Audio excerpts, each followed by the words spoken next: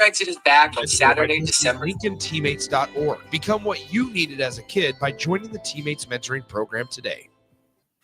This is Lincoln's home for sports talk on the FM dial. Also online at theticketfm.com. On the internet. KNTK FM Firth, 93.7 The Ticket. It happens. All of a sudden, you need a plumber. Just call Bryant, 467-1111. Problem solved with Bryant Air Conditioning, Heating, Electrical, and Plumbing. When you need a new water heater, nothing beats the ProLine family of water heaters from A.O. Smith. ProLine models are built using commercial-grade components, meaning they're built to help you tackle your toughest days. No matter if you need a gas or electric model, A.O. Smith has a ProLine unit for you. A.O. Smith, innovation has a name. Call John Henry's at 402-435-5555 water heater today. Again, that's 402-435-5555. Hey everybody, this is Chris Beecham from Brand Lincoln Podcast and Perch Merch, your go-to in Lincoln for printing and promotional needs. Speaking of that, we are running a huge hoodie sale now through November 30th to save you big money on great brands. 20% off everything from Nike and Bella Canvas pullovers to Gildan and Ford and Company sweatshirts and district fleeces. Get yours for your group or organization today by calling us at 402-217-5212 or go to perch-merch.com. You're counting on your team to win, so why not prove it? By placing your bets at Warhorse Sportsbook, their win is your win. Put your money where your mouth is on nearly every sporting event. Use the Warhorse app to check odds and build your bets before placing your wagers in person at Warhorse Casino, including live in-game betting. No bets, no glory.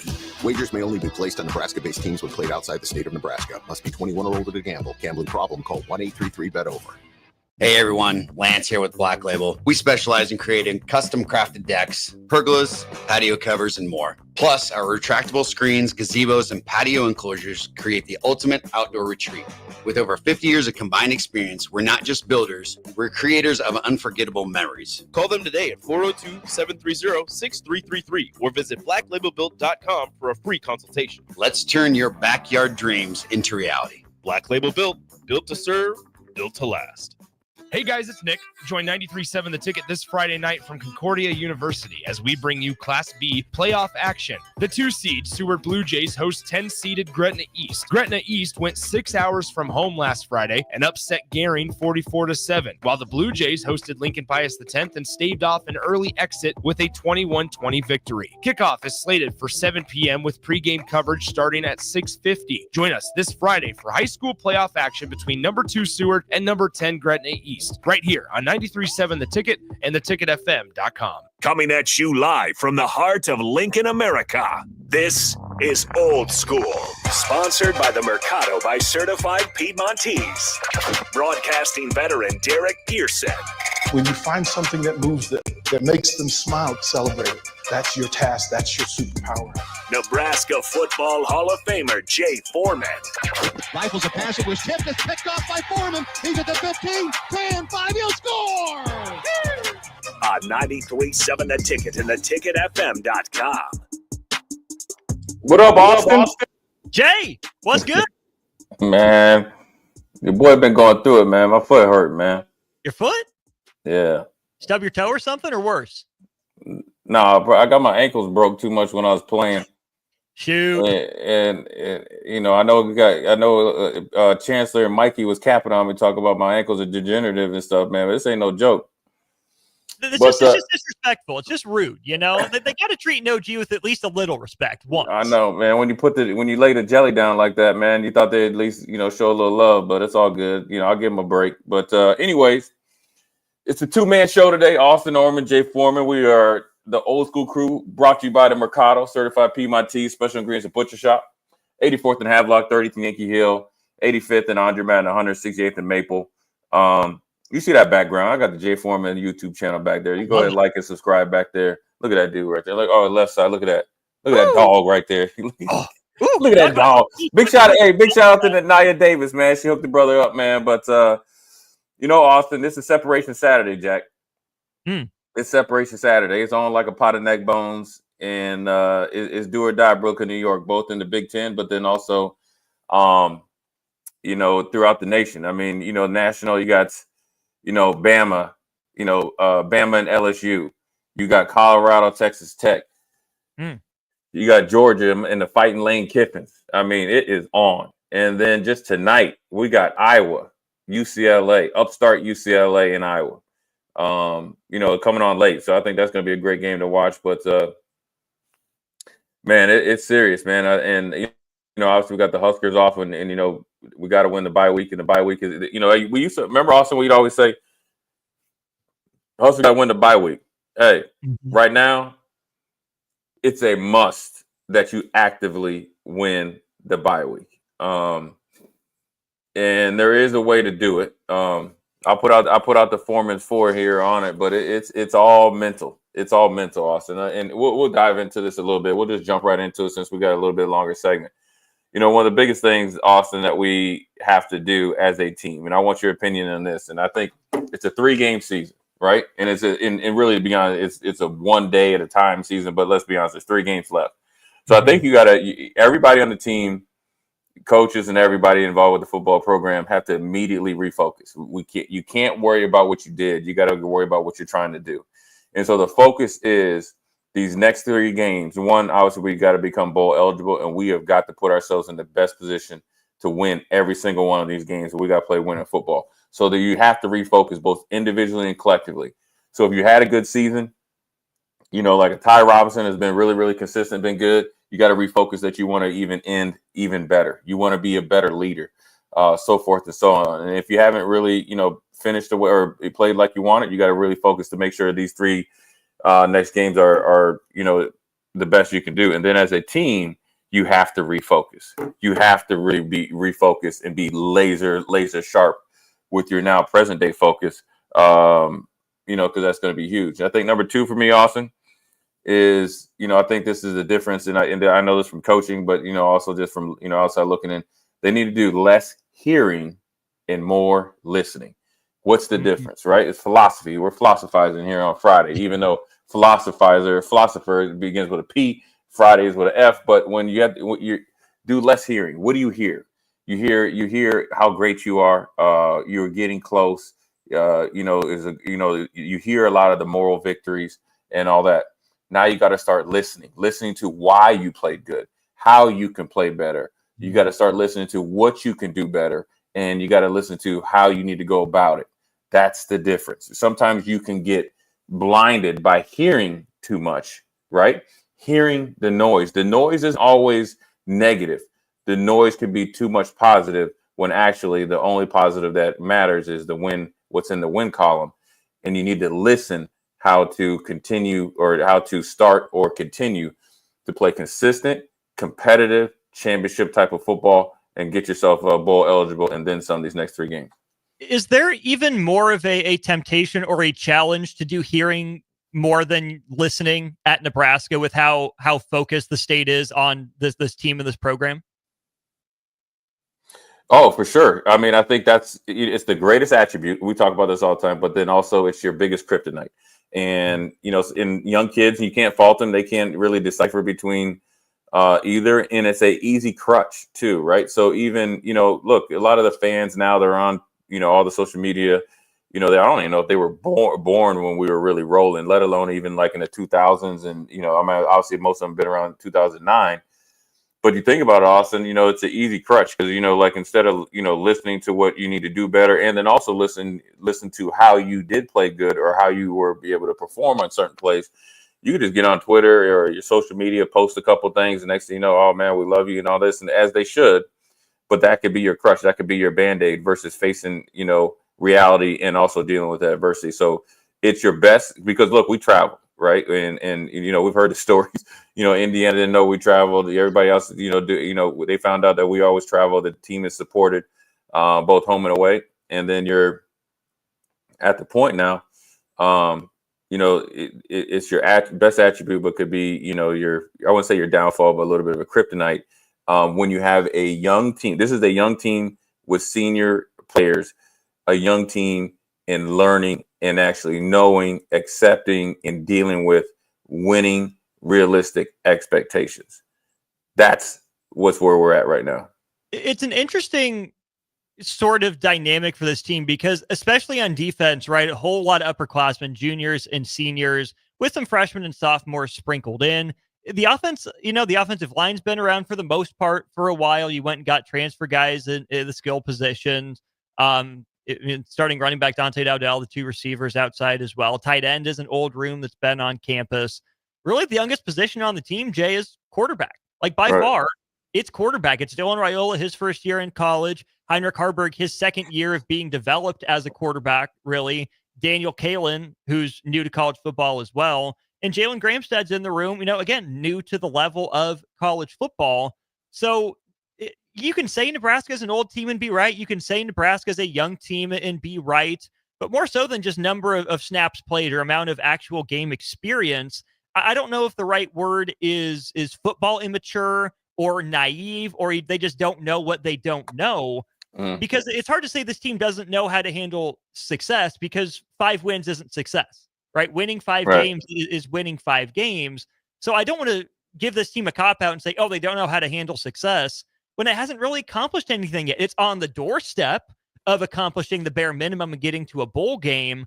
But I hope that there isn't the temptation to hear how great these guys are because they haven't been great yet. They've done more than some recent teams, but they haven't done enough to be considered great, especially not by Nebraska standards. Yeah, but that's what I mean. It's 2 things. Number one, Austin, when you're 100% right. They haven't been able to decipher, the difference because it's hard to do. Look, you walk away from a game and you get close. I mean, I always reference to the best 3-9 team in NCAA history. Look, dude, you still 3-9, brother. You know what I mean? Yeah. But that was a badge of honor that everybody rode around with. And then for a young kid, you think like, okay, we're close.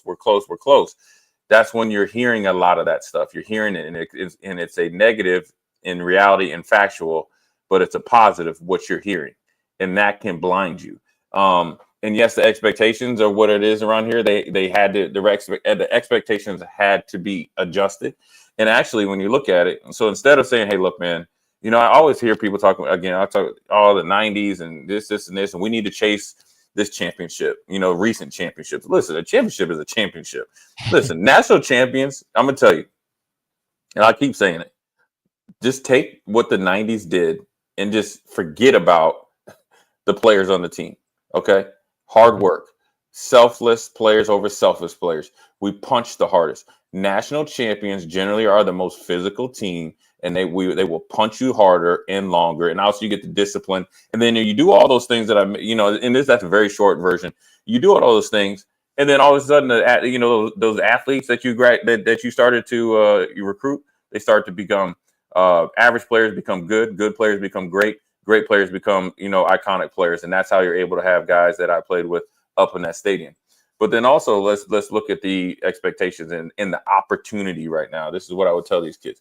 You have a great opportunity to come to one of the top 10 most renowned blue blood universities with the lowest expectations now. And if you come in here and dedicate yourself for 4 years or 4 years and do everything that you can and listen to the coaches and develop yourself on and off the field and everything you need to, and along with NIL, you'll be a legend and won't even have to get to the college football playoffs. You just got to get us back into bowl contentions, New Year Day bowl, and maybe we get into the I guess 12 now, 16 maybe in the next year or two, and you'll be a legend. They won't even be talking about the old Jay Foreman and Tommy Frazier and all that. They'll make excuses for you talking about there's no way those old dudes and those old teams could survive in this day and age of college football.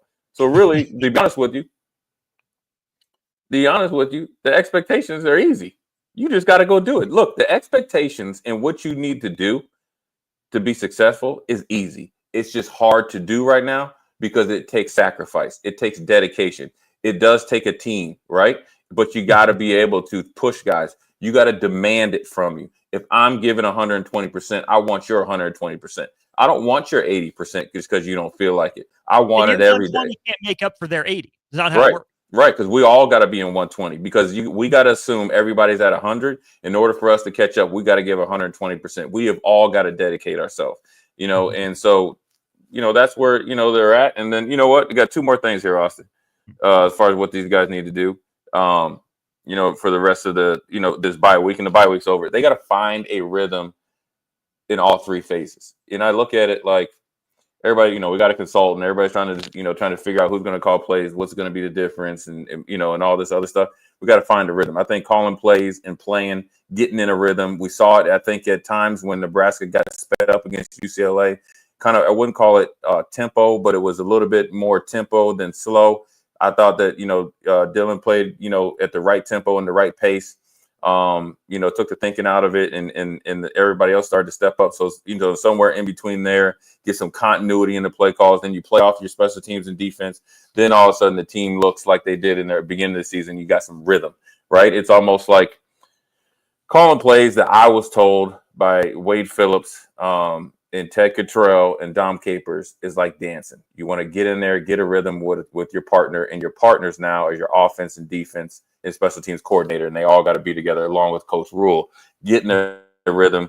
And then sometimes, you know what, Austin, I'm not a very good dancer. You might step on some toes. Then they got to have your partner get you back on rhythm. What does that mean in reality? The defense is slipping a little bit. The offense got to pick it up and keep us back on rhythm while the defense adjusts. The offense is slipping a little bit. Special teams got to make a play, keep the head above water and tread water and do all that stuff. So that's really that's number 3. Get back on rhythm. Number 4. If I can get to number 3 really quick here, Jay. It's that I'm reminded of that Bruce Lee quote where he's not afraid of the guy that practices 1,000 kicks one time. He's afraid of the guy that practiced one kick 1,000 times.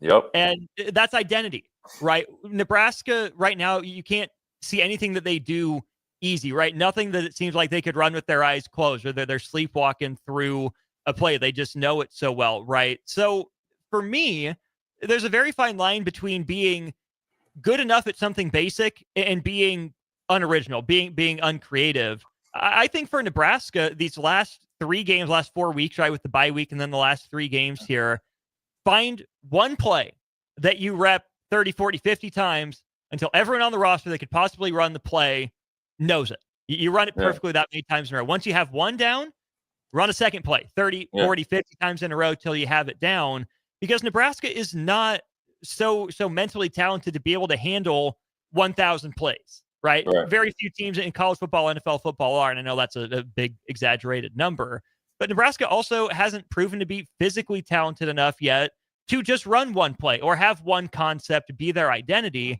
So of course there's a balance. Of course there's a fine line to walk.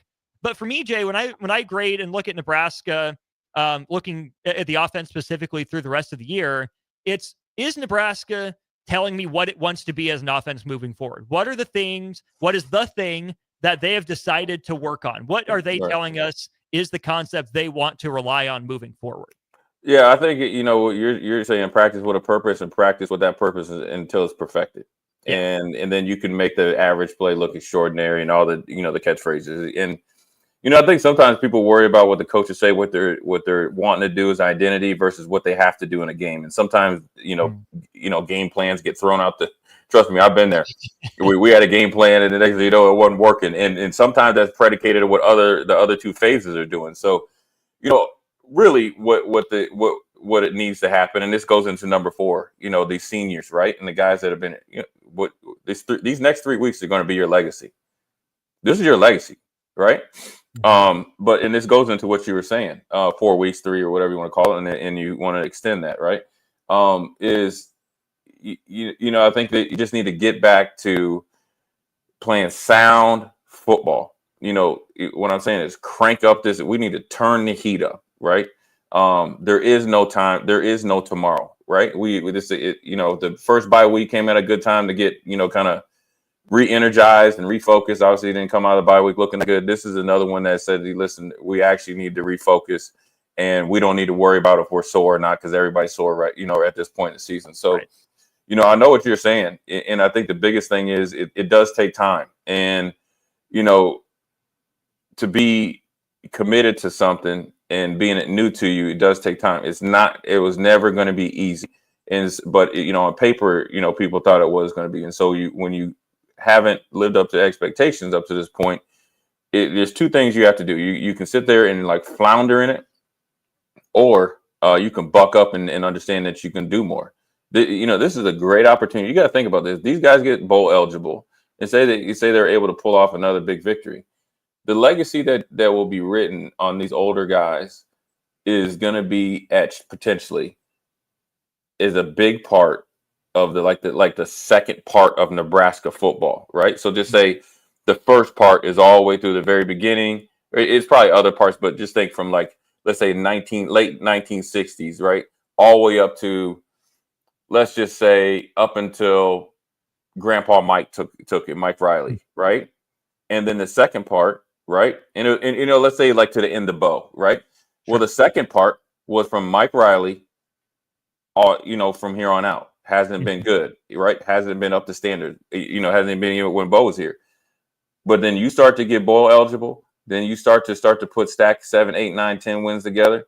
They'll look back at the legacy of these last 3 games. Here's why: because you had 3 games, and you lost to Indiana. Obviously, you embarrassed yourself against Indiana. You lost to Ohio State. It was a valiant effort. Let yourself down against UCLA.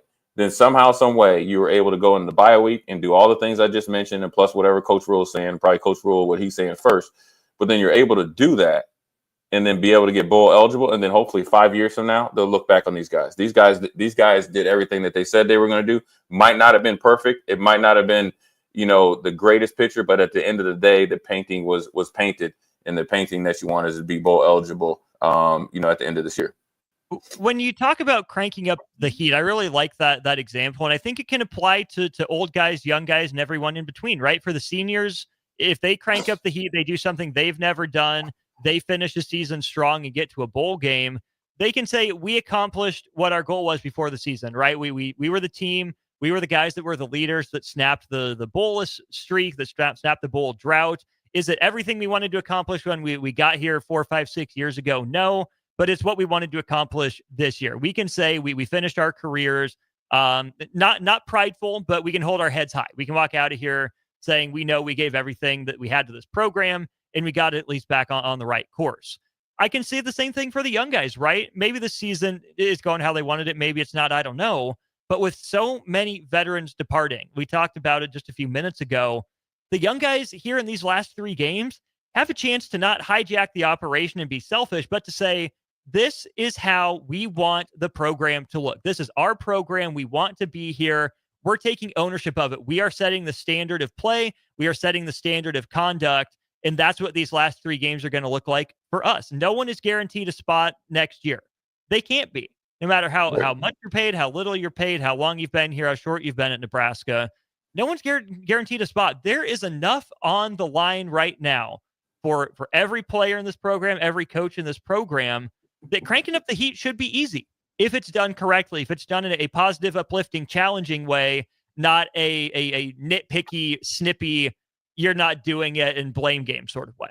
Right. Yeah. This is a perfect opportunity to, crank up the intensity. One, you want to see how the young guys react to it. And then also you want to make the older guys, definitely adjust to it. But also when you think about it right now, right, this is the underclassmen's team. Mm-hmm. And now it's up to the seniors to hand it over the right way. It's still the seniors team perception, right? The elder statements, right? But now it's time for you to hand it over. Now that, even though Dylan, you're 9 games in, you're no longer a freshman. All right, dude, this is your team. Now we're not thinking the next year, but now it's time to really start to, okay, you've seen enough. Now it's time for you to really start leading. Young guys, this is now your team. What do you want to do with it? Older guys, let's do this last push, get this last 3 game, like I call legacy games, and hand it over the right way so it's done. So then it's rinse and repeat. It's not rebuild, it's reload, right? Yes. We want to get to the point where we're reloading every year, not rebuilding. So that's what they're trying to do. Also got an unknown texter. Actually, it's old dad 34. He asked me if Matt Rule and those guys are staff. Yeah, I think Matt Rule's the right guy and the staff's the right staff. I know you're tired of losing. Everybody's tired of losing.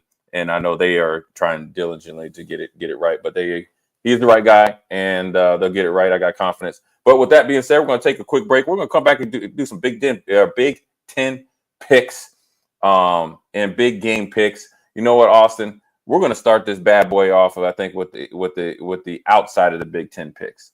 Because I think those games, man, Everybody talks about the Boise State. What's his name? Janty up there. Yeah, Ashton Jenny. Yeah, Ashton Jenny as the best running back. Well, listen here, Texas Tech has the second best running back.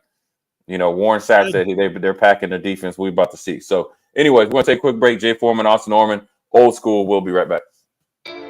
You're listening to Old School with DP and J. Download the mobile app and listen wherever you are on 93.7 The Ticket and theticketfm.com.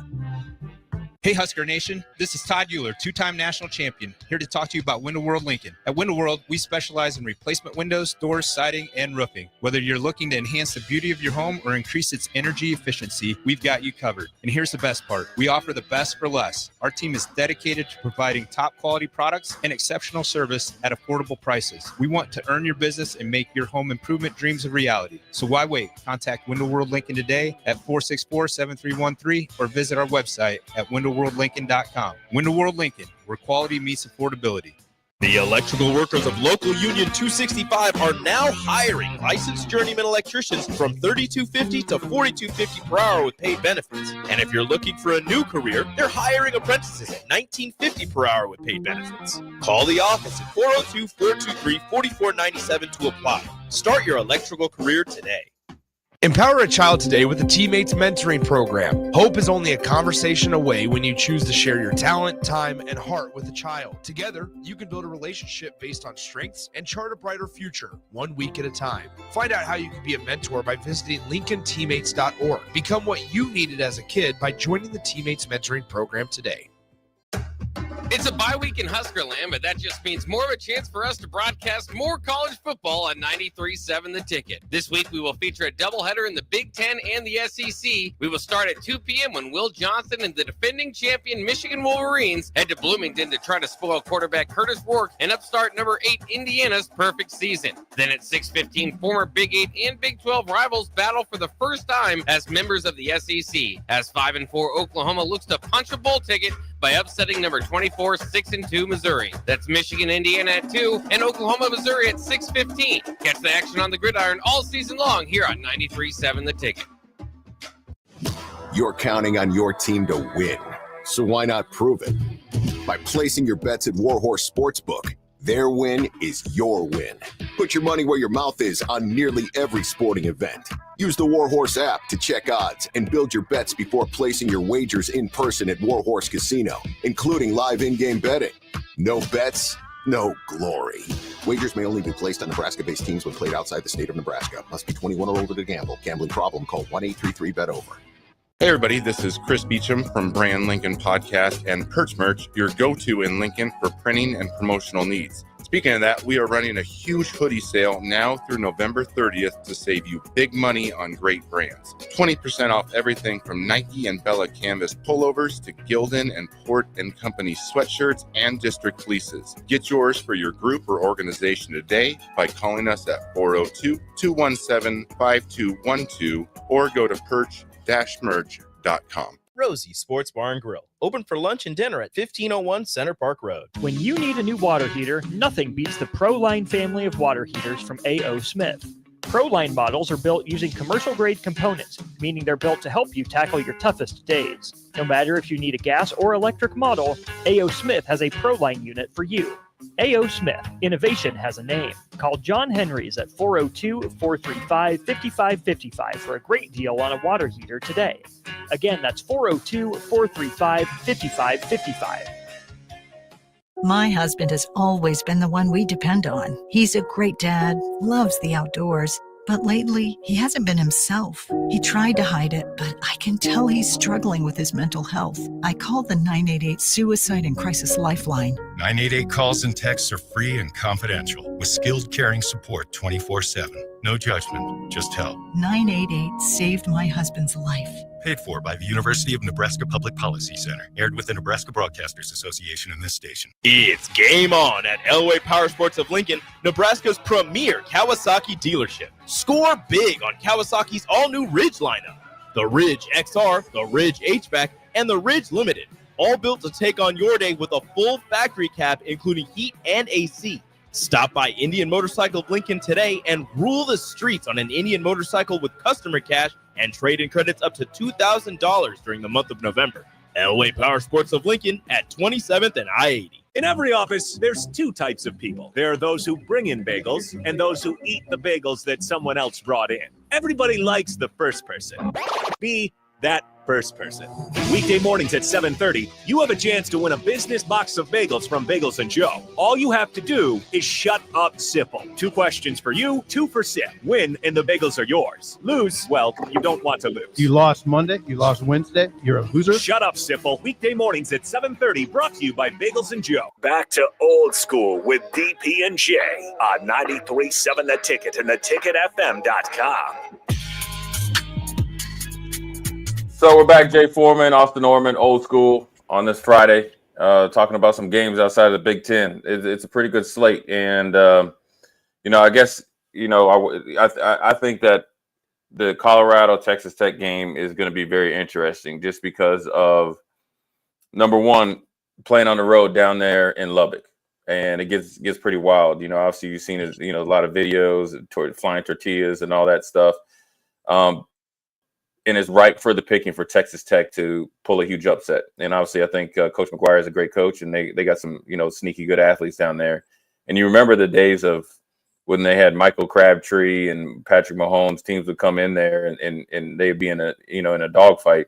Where here comes Colorado playing some really consistent football, running the ball, playing really good across the defensive line. Obviously, Shedeur Sanders and crew coming off a bye week, probably got a little bit healthy as they need to, a little bit banged up.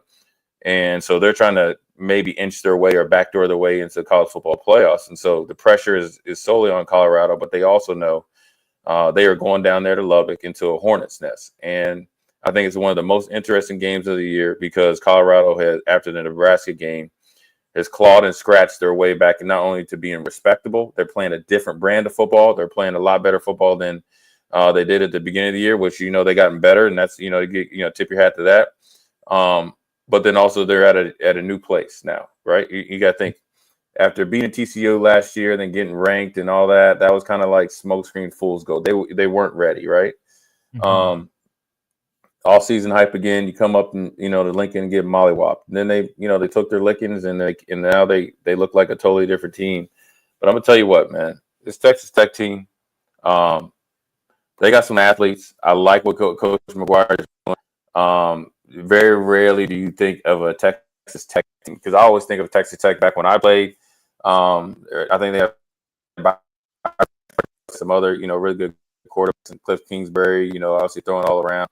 But this team, I think, is different. And it is, I think, of the running attack. And I think, and I want your opinion, Austin, I think he's the second. And this is hard for me to say, because I think Jackson really exceeded expectations. I like my man Kyle at Rutgers. I think that this Texas Tech running back is easily the second best running back, in college football. Not easily, but I think he's very, very good.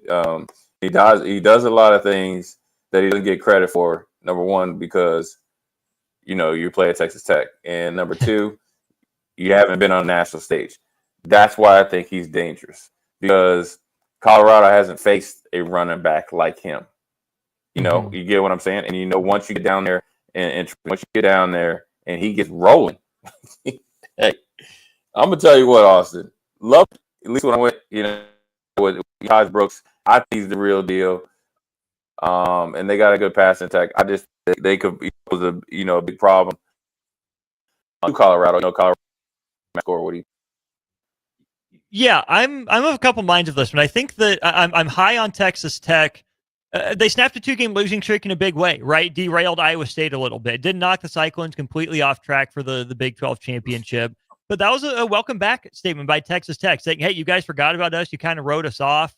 And Texas Tech, I don't know just how good they are. That they seemed a little bit inconsistent, little up and down. Outside of Taj Brooks, right? I mean, last week, he was probably the reason they won it. Kind of a defensive battle that you would think would maybe lean in Iowa State's favor. Tech leans on Taj Brooks. He goes 25 carries, 122 yards, and a touchdown against Iowa State last week. Right about 5 yards per carry, which is his average. Jay, he's basically having the same season he did last year when he ran for 1,500 yards on just under 300 carries. He's already at the same 10 touchdowns that he matched from last year. Interesting quarterback play. Baron Morton's a guy that's been around college football for a while, hasn't really burst onto the scene. So I don't know if I trust in Texas Tech to continue the momentum from last week, or if that was their big win and they're just going to settle into that 6 or 7 win range.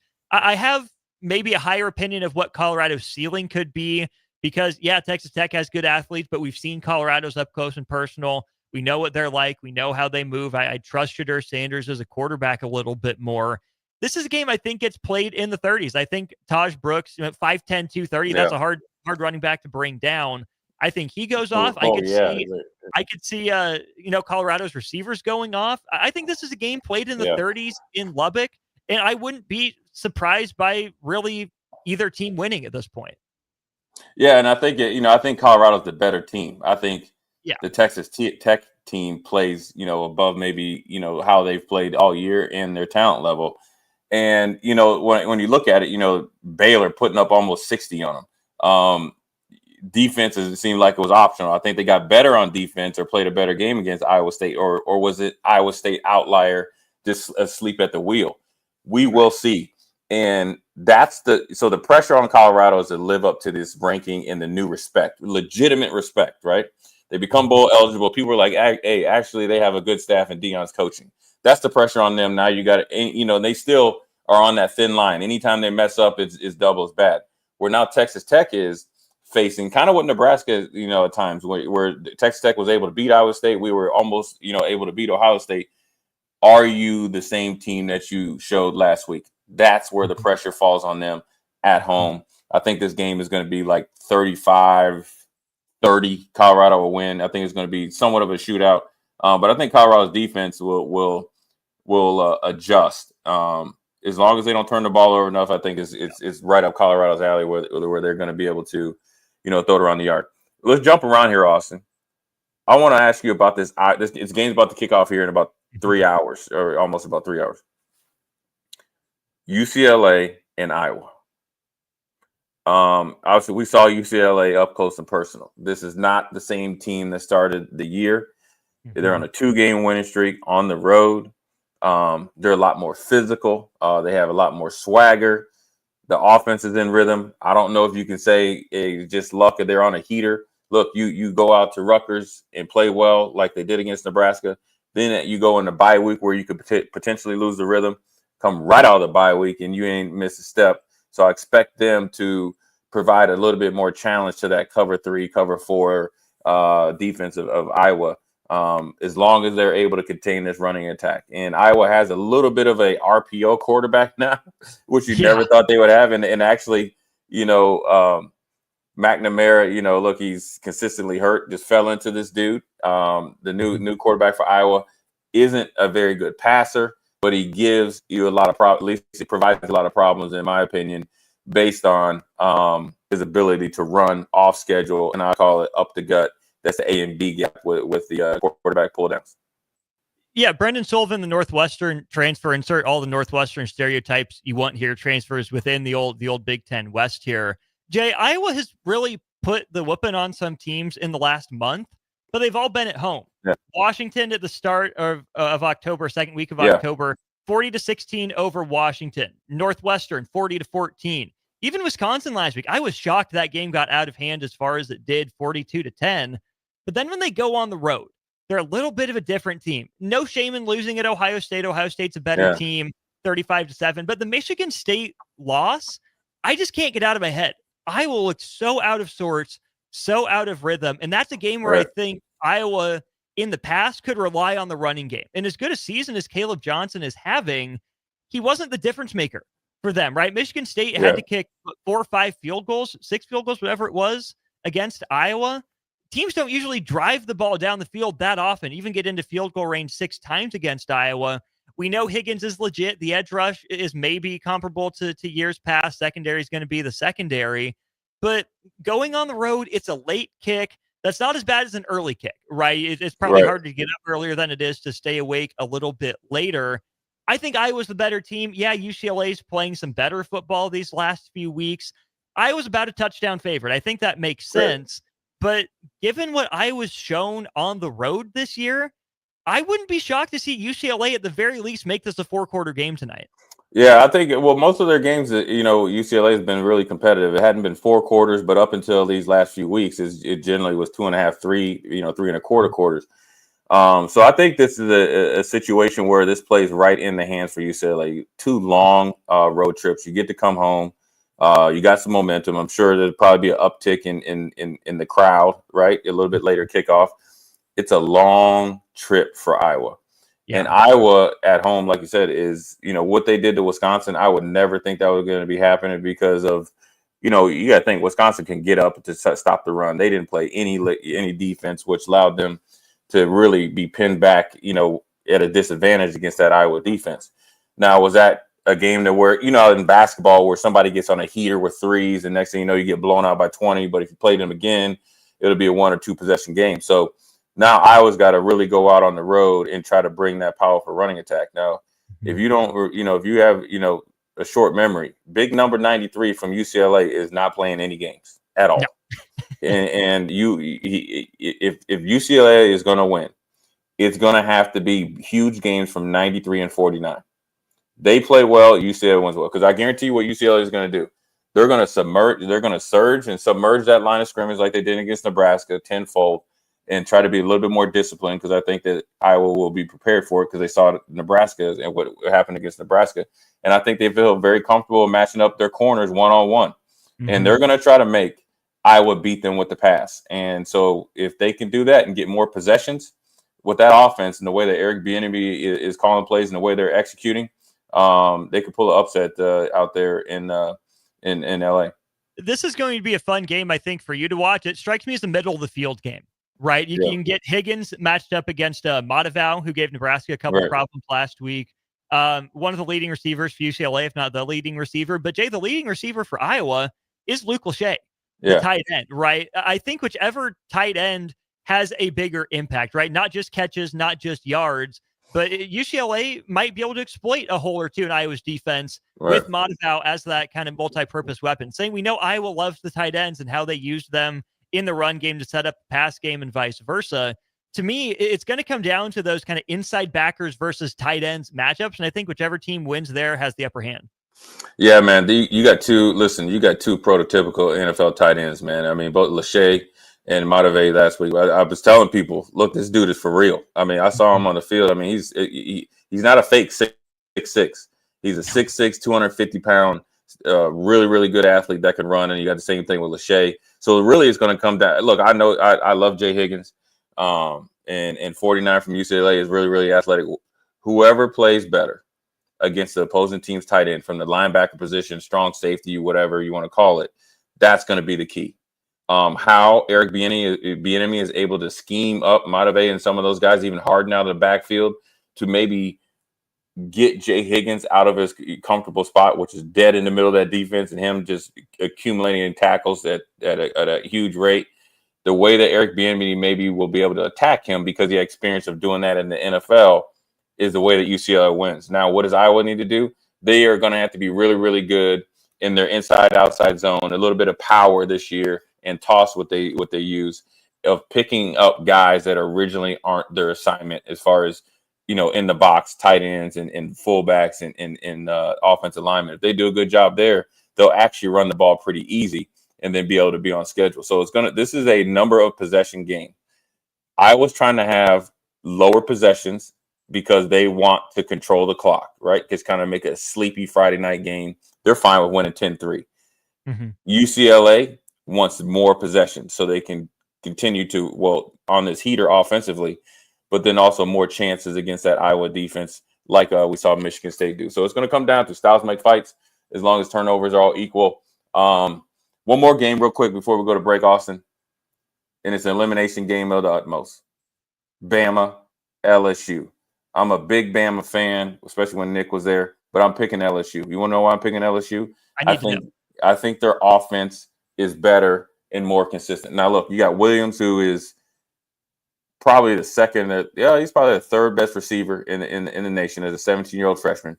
Milroe is the real deal, but they haven't been consistent, right? But then here comes LSU with everything. They got Will Campbell, the best offensive lineman in the nation. His counterpart on the other side, big number 50, is probably third or fourth best offensive lineman. Nussmeier is good. And then you got Lacey, who's another along the millions and millions of wide receivers for LSU. I like it. I know they can score points, and I like their defense matched up against Bama. And Bama, I think, since Nick has left, the discipline and the game clock management, situational football has slipped a little bit. I think LSU stays alive, and Bama is officially out of the playoff race because it's an elimination game. It absolutely is. Both these teams sitting at 6-2 right now. Alabama 3-2 in the SEC. LSU at 3-1. It's weird not being able to trust Alabama. Again, 6-2 is nothing to sneeze at, but you just feel so much less confident in the Alabama brand, the Alabama name right now. Of course, they're going to Death Valley. It's a rivalry game. It was always going to be, well, I'd say a dogfight, but I guess it's elephants against tigers, so maybe an elephant versus tiger fight. But LSU is kind of that wild card.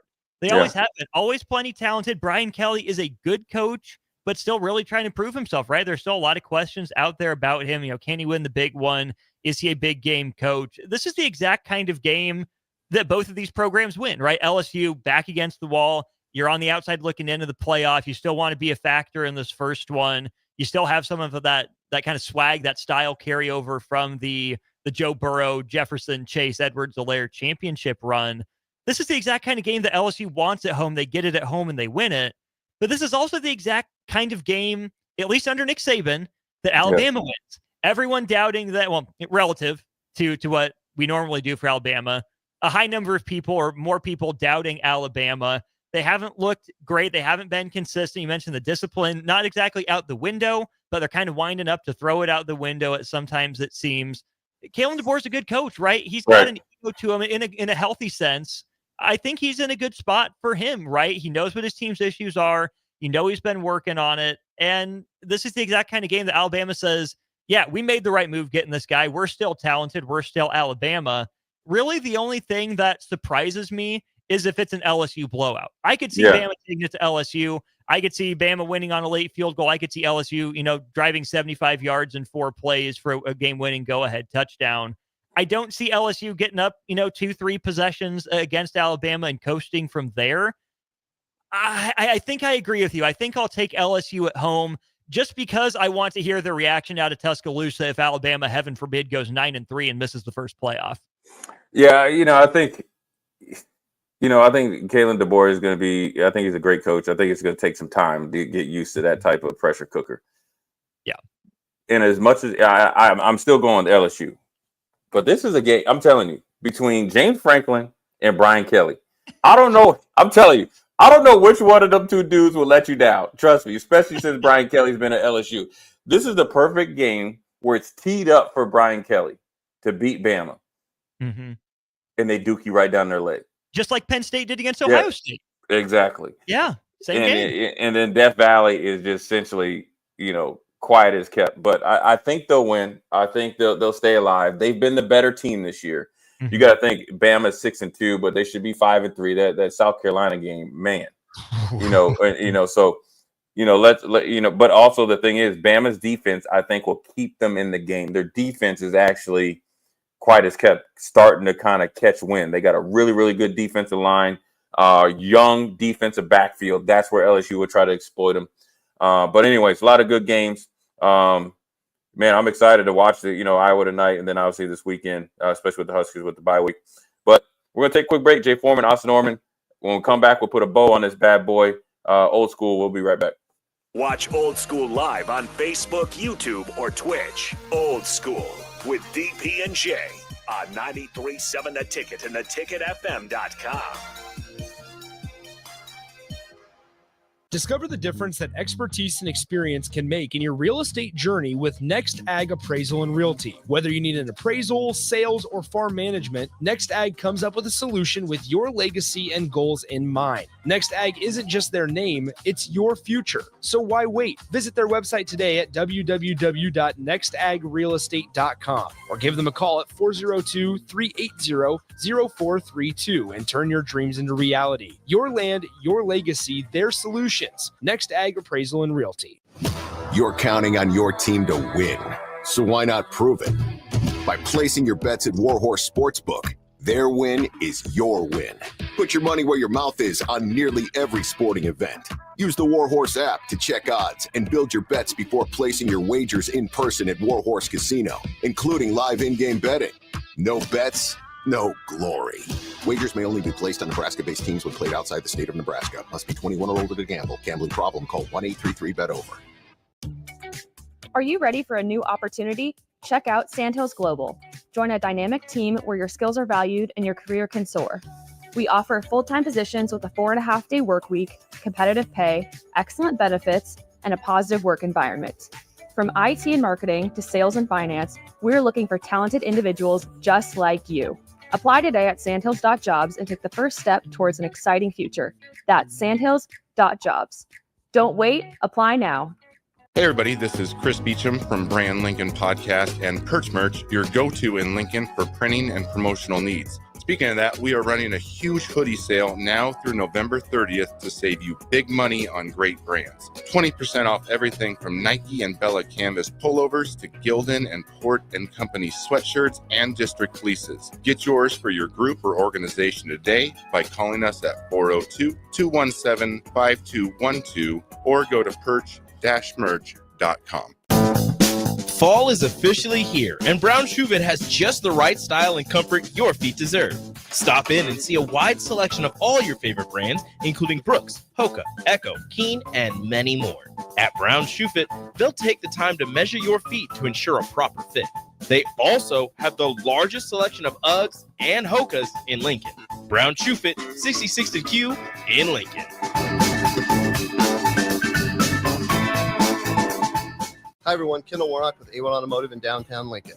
If you're looking for an automotive repair facility you can genuinely trust, we would be grateful for the opportunity to earn your business repairing your vehicle. We have ASE master technicians and qualified to work on a variety of vehicles from Hondas to Porsches, Jaguars to Toyotas, and Chevrolets to Fords. We pride ourselves on customer service and relationships, and we would be grateful for the opportunity to serve you. Give us a call at 402-477-4660. A1 Automotive, always honest answers. Have you been injured in an accident and don't know where to turn? You need an attorney you can trust to handle your case with professionalism and compassion. The attorneys at Liberty Law Group understand that a call to an attorney is a call for help. If you've been injured, we want to help you. Liberty Law's experienced attorneys are committed to the pursuit of justice for those injured. Call Liberty Law Group and find out how we can help get you the compensation you deserve. Call 877-42-LIBERTY. 877-42-LIBERTY. Liberty Law Group. Trial attorneys you can trust.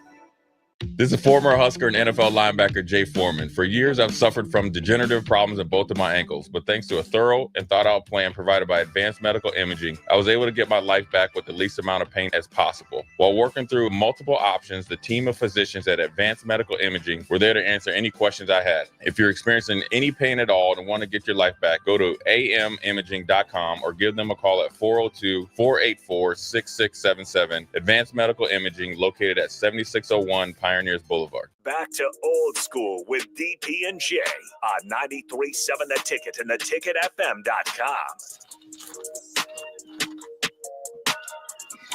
Well, we're back. Short segment. Jay Foreman, Austin Oerman. Austin on this Friday. We got some Big Ten games. I want to ask you, what's your most interesting? What Big Ten game are you most interested in?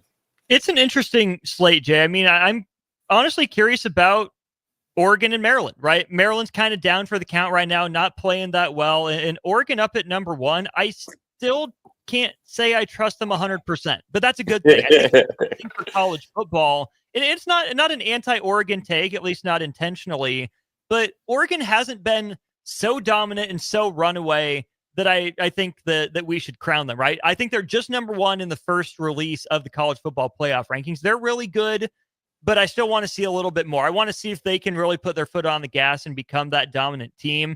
Obviously, Michigan, Indiana is sneaky, with Indiana a 2-touchdown favorite over last year's national champions. But on the low, Jay, it's Minnesota Rutgers. It's an early game. It's taken place in Piscataway on NBC.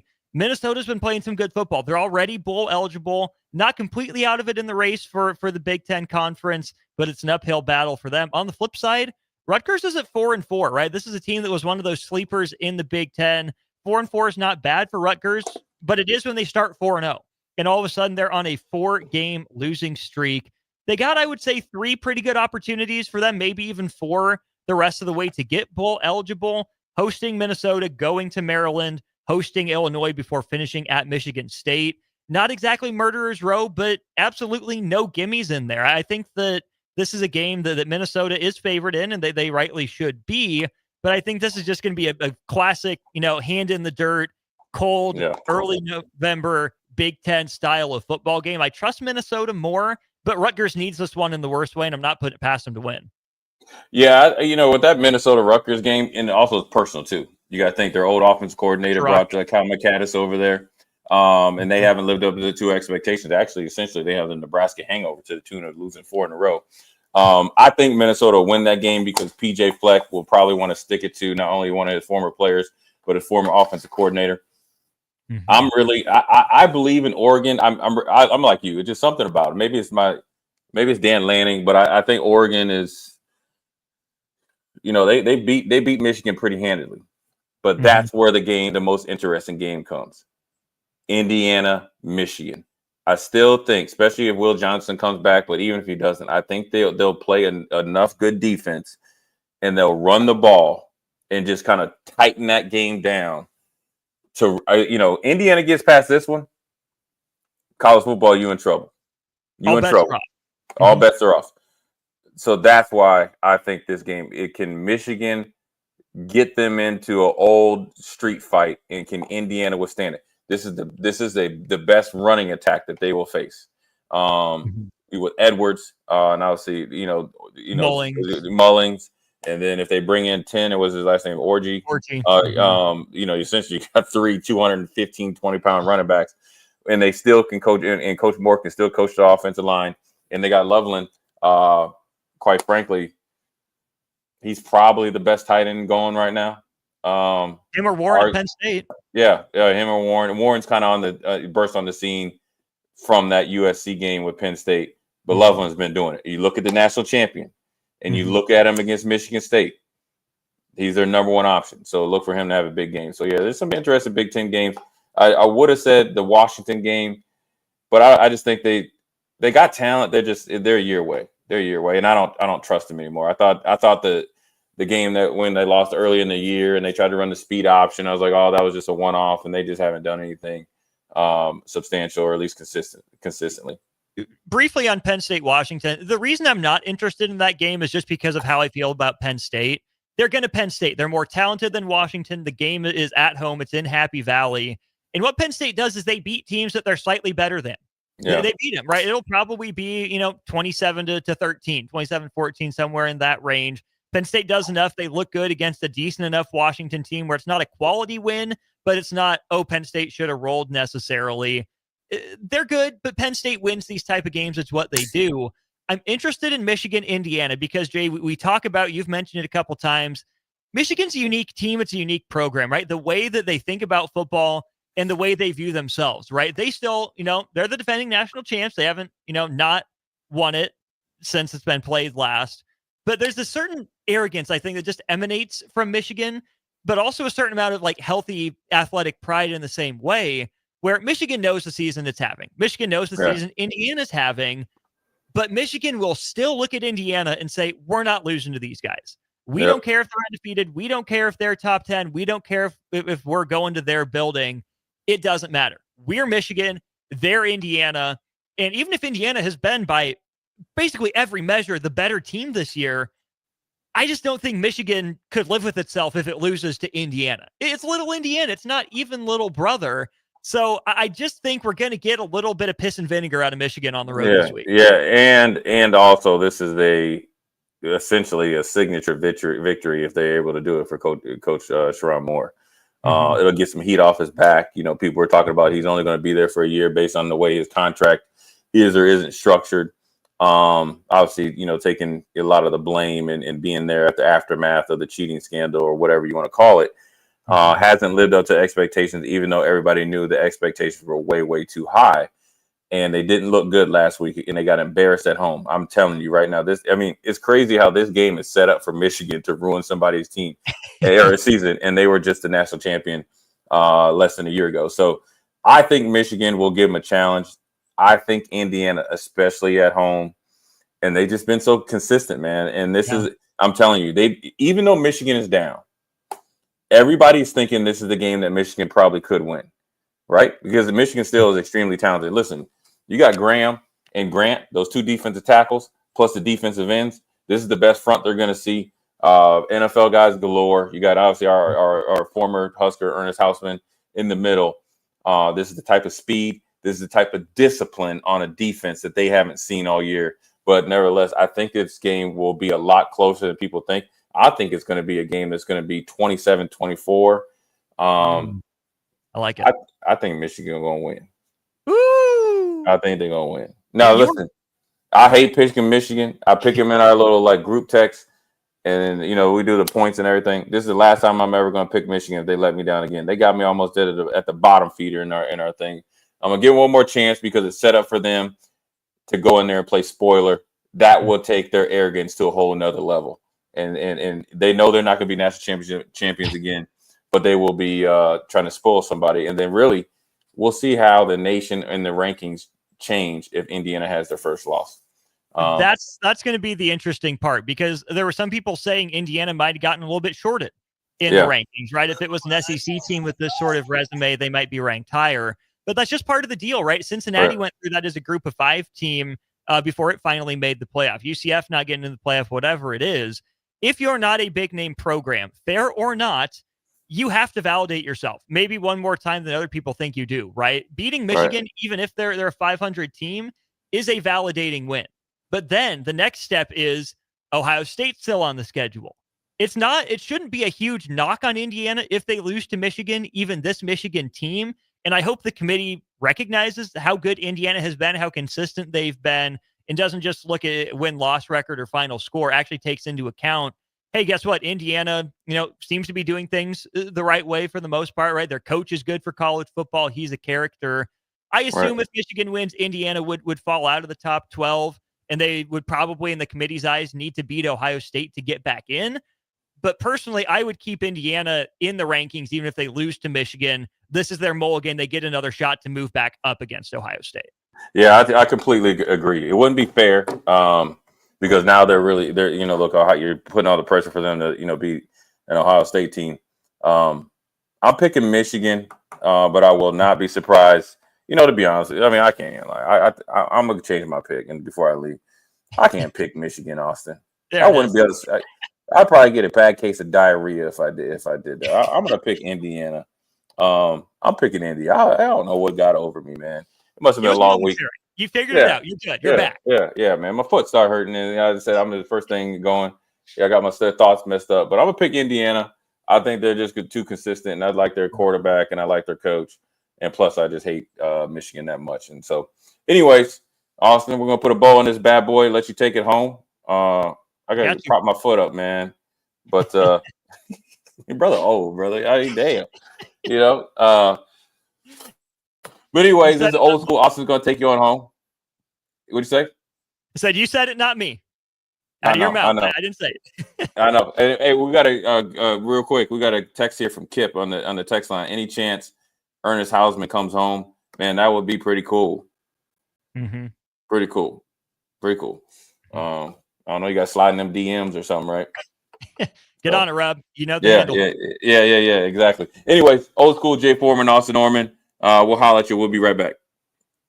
This is Lincoln's home for sports talk on the FM dial. Also online at theticketfm.com. On the internet. KNTK FM Firth, 93.7 The Ticket. You're listening to Old School with DP and J. Download the mobile app and listen wherever you are on 93.7 The Ticket and theticketfm.com. Load up on meat and more this fall at the Mercado by Certified Piedmontese at 84th and Havelock. This week's special through November 12th is $2 off all crackers, $2 off on grind, $3 off on salami, and buy one, get one free on stew beef. Limit of 2. Locations at 84th and Havelock, 30th and Yankee Hill, and now 85th and Highway 2 in Lincoln, or 168th and Maple in Omaha. Get to the Mercado today for the best meat in town.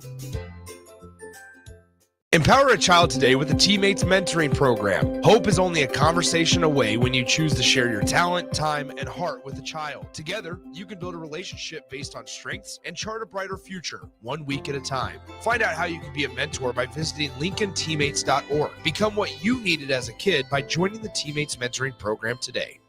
Hi everyone, Kendall Warnock with A1 Automotive in downtown Lincoln. If you're looking for an automotive repair facility you can genuinely trust, we would be grateful for the opportunity to earn your business repairing your vehicle. We have ASE master technicians and qualified to work on a variety of vehicles from Hondas to Porsches, Jaguars to Toyotas, and Chevrolets to Fords. We pride ourselves on customer service and relationships, and we would be grateful for the opportunity to serve you. Give us a call at 402-477-4660. A1 Automotive, always honest answers. Our first jersey auction of the season is Saturday, November 9th at 6:05 p.m. when the Lincoln Stars host the Fargo Force for Military Appreciation Night at the Icebox. Stick around afterwards for a post-game jersey auction. Proceeds from the auction benefit Hero Stock, and you can get your tickets now at LincolnStars.com. This is former Husker and NFL linebacker Jay Foreman. For years, I've suffered from degenerative problems in both of my ankles, but thanks to a thorough and thought-out plan provided by Advanced Medical Imaging, I was able to get my life back with the least amount of pain as possible. While working through multiple options, the team of physicians at Advanced Medical Imaging were there to answer any questions I had. If you're experiencing any pain at all and want to get your life back, go to amimaging.com or give them a call at 402-484-6677. Advanced Medical Imaging, located at 7601 Pioneers Boulevard. This show's pretty rockin', huh? Yeah, I'm so glad my State Farm agent helped me go. Huh? My State Farm agent. They help me with options to personalize my auto insurance to get a great rate that fits my budget, so I don't have to give up the things I love. Wow. Hey, so do you think I could get your State Farm agent's number? Call your local State Farm agent, Vinny Kreekak, at 402-474-1173. Individual premiums and budgets will vary by customer. All applicants subject to State Farm underwriting requirements. Come enjoy a show of the Midwest's best boxers on Saturday, November 9th with Vertex at the Complex, the former location of Champions Fun Center. Fights are scheduled throughout the night, and if you haven't been before, now's the perfect time to go with Nebraska football on a bye week. Doors open at 6 p.m. with first bout at 7 p.m. Learn more about the boxers and buy tickets at thecomplexlincoln.com.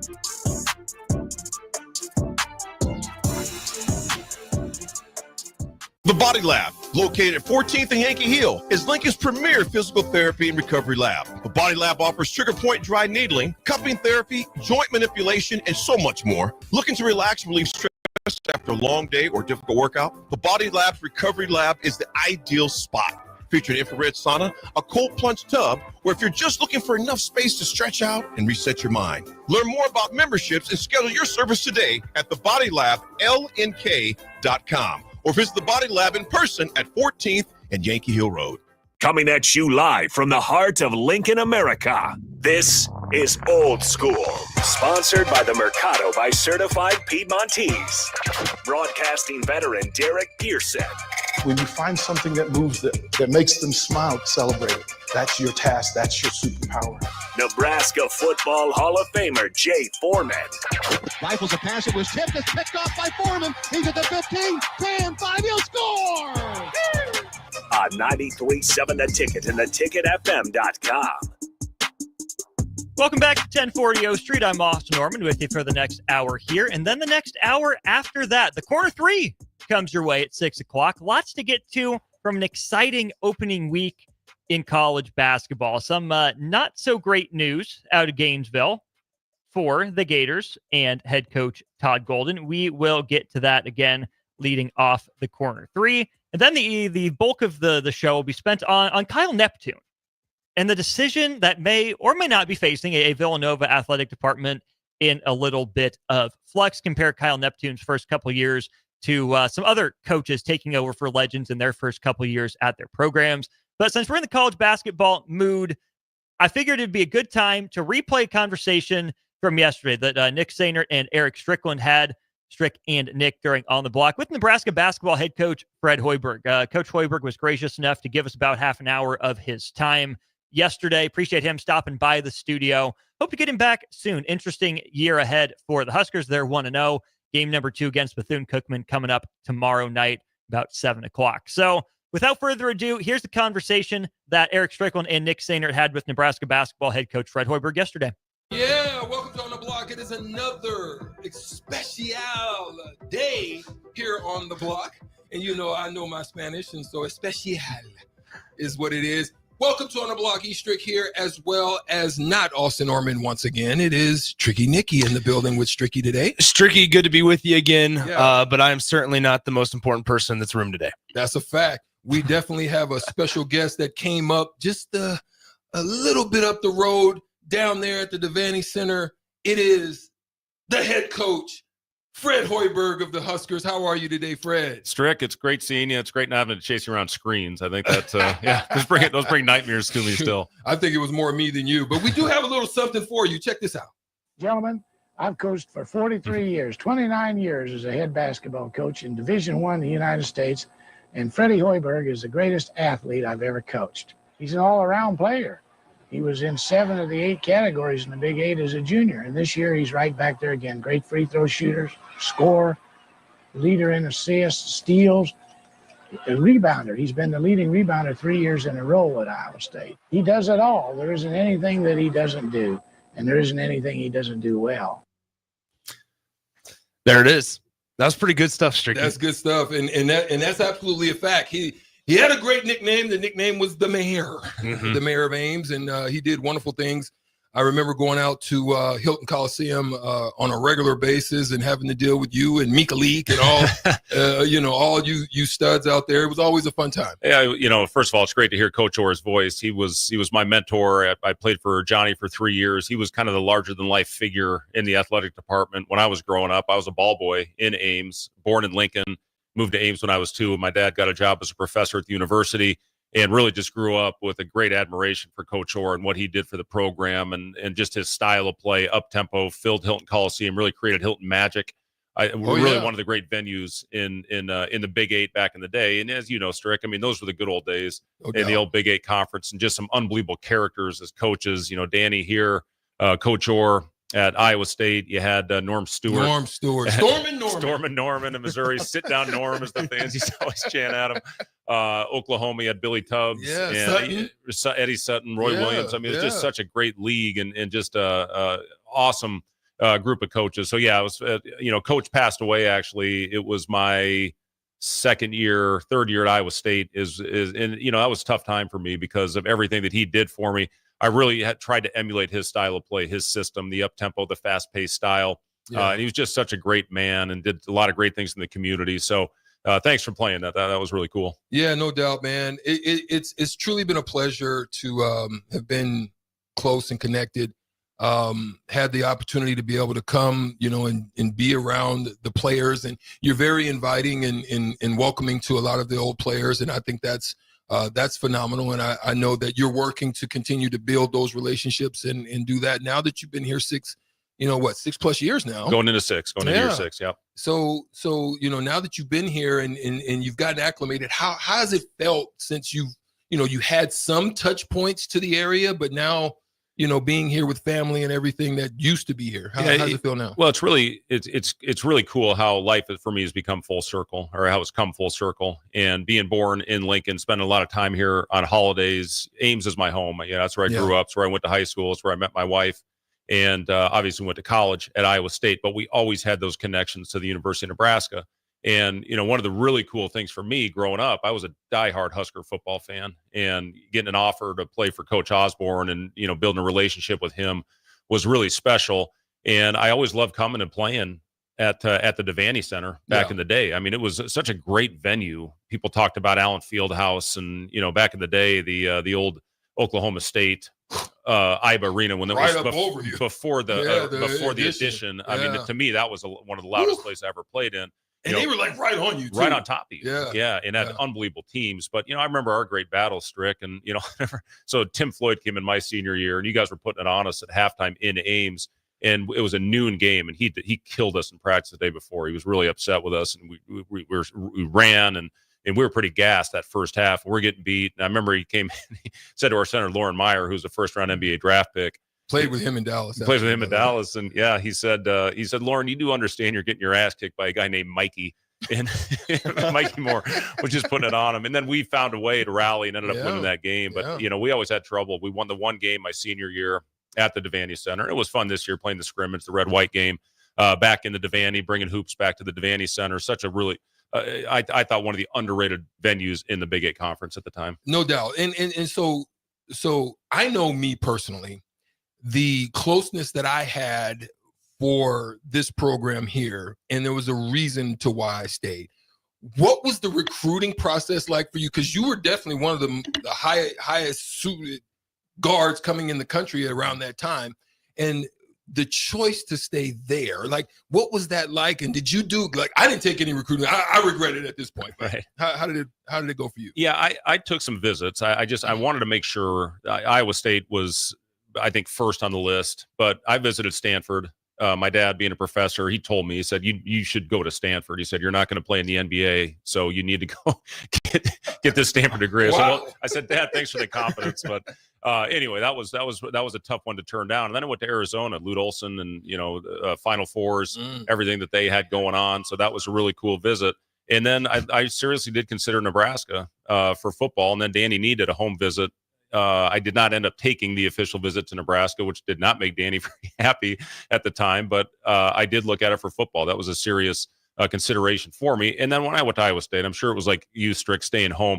I just saw all the benefits of long-term what could play out if I went in there and did what I was supposed to do. And, like you, I was a starter early in my career and went on for 4 years, had a really good career, very fortunate, as you know, to be put in a position to make it at the highest level. No question. I was lucky. The year I came into the draft, it was 95. It was the year of the expansion. So Vancouver and Toronto came into existence, and that added 30 jobs. Yeah. And if not for that, I don't know if I would have made it, because Byron Scott, who was a great player on the Pacers teams, obviously Showtime Lakers with Magic and Kareem and those guys, but he was a really big contributor on the playoffs for the Pacers. So he gets picked up in the expansion draft by Vancouver, and that left one spot on the team. So I went in there, I competed with 5 other guys. One of them was Damon Bailey, who I think in 8th grade, Bobby Knight said he could have started for the Hoosiers as an 8th grader, was on the cover of Sports Illustrated. So I had to go into Indiana and, beat out a guy that was an unbelievable local guy, popular guy.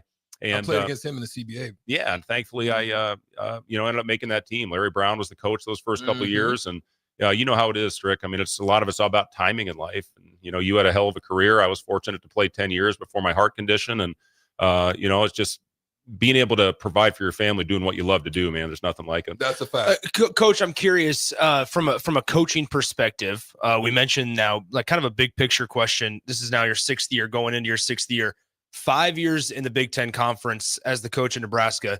What are some things not only that you've learned that have stayed the same, but now in this ever evolving, ever changing landscape of collegiate athletics, what's so different now? Everything from when I started here. The crazy thing to me is the first game that we played this week on Monday. I have now coached at Nebraska longer than I coached at Iowa State, which is crazy to me. And I was 5 years names, and 5 of the best years of my life, helping get my alma mater back on the map, and having 4 of the best years in the history of the program. And, now, again, full circle for me, coming back to a place that's also very special to me at Nebraska. As far as what's different, obviously the portal is exploded. And now with all the other things, NIL, revenue sharing coming into play next year, it's a completely different dynamic than anything that I think any of us ever would have thought this business would have turned into. So I'm happy for the players that they're able to profit. Certainly, Strick, would have been nice to do it back in the day. But have you ever really thought about like what it could have been like, you being in Ames, being called the mayor, and just how your NIL deals would have been? I do. I really do. Yeah. And, it's, again, it's such a unique time in college sports. Yeah. And, we'll see how this go back far enough, doggone. 10 years wasn't too far. You ain't lying. And, but the thing about it is there's so many unanswered questions, I think, on how everything plays out. So we'll get more clarity as this thing goes on. But, the good thing with Nebraska, we have an unbelievably supportive fan base. Yeah. And, I think we're going to be in a good position. I'm curious to kind of build off of that. Like, everything that you're kind of talking about, I keep going back to the word, like, adapt. Because you have to be able to on the fly, because you just said it yourself. So many unanswered questions, and there's just so many different avenues and variations of how things could play out. And everything's kind of on the table right now. how important is it for just coaches across the country, for the players' sake, to just be willing to adapt? Well, you have to be, and whether you believe in it or not, you have to buy in, because if you don't, you got no chance. Yeah. And we're very fortunate to have the 1890 collective and the Pede family that is behind everything as far as student athletes are concerned. And we've got a really good collective in place. Not everybody can say that. And the health of the athletic department and the with everything with revenue sharing, we're in a good position. So biggest thing for us, we just need to continue to go out there and hopefully put together a good team that can compete. Last year was a lot of fun, one of the most enjoyable years I've ever had in coaching. Weren't the most talented team, but those guys were so bought in and no agendas and just played together. And I think I like this group. It's a very similar makeup. Who are the go-to guys? Who's going to emerge? I think those are questions that will be answered soon. But I love Bryce's first game, how he went out there. Unfortunately, had some cramping, or I think he would have been mid-30s that first game. And then Connor got hot at the right time towards the end of the game. And Andrew Morgan's a guy we can throw the ball to get us a basket. And then Raleigh, I thought, had complete control of that game for all 40 minutes. So fun group to coach. Similar makeup, not only last year but the year before with Griesel and Bandamel and Derek Walker, Jawan Gary. If those two guys don't go down to mid-season injuries, I really think that would have been a tournament team. Yeah, I agree. I had the privilege of coaching, at the Division II level, and I looked around at that time, and I'm built different, and I'm a hard-nosed type of guy, and I love for guys to work. You're the same. You're a hardworking guy and came up through the ranks that way. And when you look at it now, right, with how the relationships that you're building with your players, and you want to build them, you try to build them, and then you have a lot of guys on a team, and it's tough to keep them all happy, i.e. Eli Rice. How do you deal with that, being that you're doing the best you can, you're trying to communicate effectively with them, and yet it's tough to keep retention, and it doesn't matter how good you are and how well you treat them and how their experience is, you're having to deal with this turnover thing. How difficult is that for you and staff and trying to figure out how we want to put together teams? Yeah, it's and I talked about this last year. It was going to be the hardest thing that we had going on was who's going to be in the rotation. And we did the best we could to put the right group on the floor, and I think we did a solid job of that with what we accomplished. This year, maybe even a little more so. I think we're a little deeper even than we were. Not many people in a close game can play 10 guys double-digit minutes, but we had 10 guys that played 10 minutes or more in that opener, and that's how it's going to be. We'll ultimately have to pare down the rotation. Who that is, I don't know, but we talk pretty much daily about that. This is a team. It's not going to be the same guy every night. Yeah. And you have to accept that. If you want to have any chance of winning, you have to find a way to stay together. And as you know, and be ready when your name is called. I was one of those guys where I would go 8-10 games when I got in the NBA where I never played. And then all of a sudden somebody's sick, somebody gets hurt. I have to go in and perform. So it's all about keeping yourself ready. And we talked to our guys about Stay that. ready so you don't have to get ready. Exactly. And then, and take advantage of it and show that you belong out there, which again, there's good players on a roster that may not play a lot of minutes this year. But again, you have to accept it. In our roster, we have 6 guys that will all be in the rotation that will graduate this year. So if not this year, or if you play a little bit more of a limited role, be ready to step into one of those maybe starting roles a year from now and ready to make an impact. There's so many intriguing pieces on this roster, right? In addition to those guys that will graduate, like Berkay is so intriguing, and the size of Braxton Mia. There's so many different sizes and skill sets on this team. And I think we saw a little bit of that Monday night, right? I want to ask specifically about Bryce, because we saw a little bit of a different type of player in Bryce just on Monday night when Strick and I were in the building than even what we saw at times last year. Talk about the strides that specifically Bryce has made in the offseason to kind of continue evolving his game. Well, I think leadership is where he's taken the biggest step. And when you lose Casey, Josiah, Rink not being on the floor, Rink's around obviously, but he's not going to be on the floor. So needed somebody to step into that leadership role. And I've been really proud of Bryce for everything he's doing. He sets the tone every day with his effort. We have a catapult system that monitors the player loads. He's always one of the highest, one of the top 2 highest. And that shows how hard he's going right now and setting the tone with his effort and work ethic. So, as far as his game, he did such a good job. He got to the free throw line 11 times, and he did that really. Look at the end of last year. He lived at the free throw line, and it was good to see him. I think he scored the first 8 for us the other night, and then kept it going. And I thought he did a good job of getting fouled and drawing contact, especially when he got into the bonus. You have a good balance, and I've always, especially in this NIL situation, the way that it's come out now, I've talked about there's got to be a fine line and balance to foundation building with getting enough young players and retaining them long enough to figure out this game and understand how to play the correct way and all of that, and having transfers come forward. There's got to be a fine balance. I think if it's imbalanced one way or the other, it's going to be tough, because you have a good balance of senior leadership as well as young leaders that are up and coming.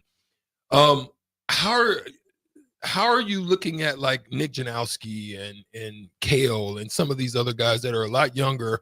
You know, how are they faring right now? Is it still a learning curve that they need to come over a little bit? Do you foresee, them popping head? Have you decided on red shirts? Just that total conversation about that balance. Yeah, it's a great question, and I couldn't agree with you more, Strick. And when I look back on how we built our team at Iowa State, we really did build it with transfers. And at that time, at the state of the program, we weren't going to beat Kansas and Oklahoma and Texas on high school recruits, so we had to get transfers. Now, back in the old days like that, you had to sit out for a year. Yeah. But I could see the chemistry of a Royce White, a Chris Babb, a Chris Allen, and getting from really high major programs. And then we took a huge step that next season. So, this year's group, you mentioned Janowski, you mentioned Kale, and the other guy to throw in there is Braden Frager. He's been phenomenal. And, he's an Omaha kid. Lincoln Southwest. Yep. And all 3 of those guys have shown that they can play. Now, what's exactly going to happen as far as redshirt, don't know yet. You don't have to make that decision right now. They're dressing every game and being asked to stay ready if opportunity presents itself, and warming up with us and traveling with us. Kale gave us some good moments a year ago. He played some important possessions for us, and there's no doubt in my mind he could go in there and make an impact for us. So, we'll see how this transpires. We had a couple injuries in the preseason. Kale played quite a bit in that Grand Valley, the second game, a lot of those minutes in the first half. So we'll see. We'll see how it plays out, but we really do like those younger players. Your schedule kind of ramps up pretty quickly here, right? So you got obviously a top 15 opponent in Creighton in a couple of weeks on the 22nd, I believe. But then you also go up to South Dakota and play a pretty good team in St. Mary's. And not to mention, like, the Monday night matchup was really, really competitive. And I guess I don't want to use the word clunky, because I don't think that's the accurate representation, but there's a lot to figure out, especially when you have a team so deep and so talented and different options. Like, is there a sort of, I guess, how do I want to say this? Quicken up the pace type of thing. Like, we got to get this thing figured out, or are we okay to sit back, take our time, maybe not take lumps, but understand that there's going to be some growing pains? Yeah, I mean, I think all of us in our position right now, there's going to be some growing pains, with all the new faces that we all have on our rosters. But I'll say this: when you see what that UT Rio Grande team did down in Omaha last night, I mean, that's a really, really good basketball team. And when you're putting your schedule together, you have no idea who's going to be on the team. And they did a great job building that roster with 12 players. All of them can shoot. They all fresh play guys too. A lot of them, right? Like 11 of them. Yeah, no doubt. And they play the 5-out spread, and they shoot a ton of threes, and they all can make shots. And you saw that again against Creighton last night. They were in a single-digit game for most of that game, and ended up losing by only 13. So that was a really good first test for us. And I said it going into that, how my anxiety was at a high going into that first game because of your point of not knowing exactly what you have, because until you play a real game, you truly don't know.